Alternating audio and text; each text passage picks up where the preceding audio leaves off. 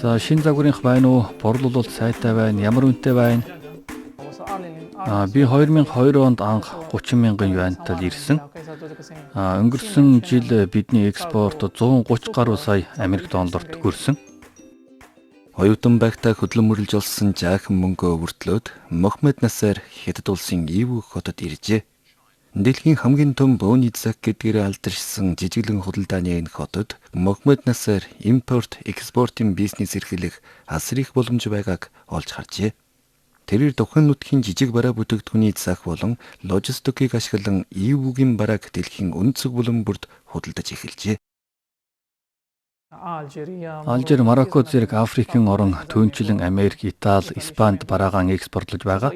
Бүсваа зам санаачилга олон улс орныг холбож бид Хятад Европын төмөр замаар Испани болон бусад оронд бараагаан хүргэдэг болсон.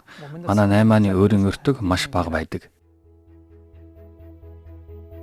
Хятад Европын төмөр зам Хятадыг 23 улстай холбож Хятадд үйлдвэрлэсэн бараа бүтээгдэхүүнийг Европ руу тээвэрлэн дэлхийн зах зээлд нийлүүлж байна.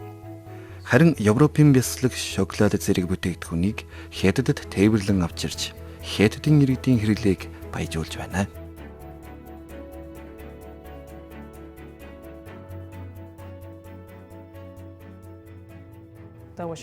За миний хувьд юу болохоор яг л Йордан шиг байдаг. Найз нөхөд гэр бүлийнхэн маань бүгд энд байдаг. Миний эхнэр Хятад хүн, хоёр охин маань энд сурч байгаа. Олон найзууд маань миний амжилтын нууцыг асуудаг.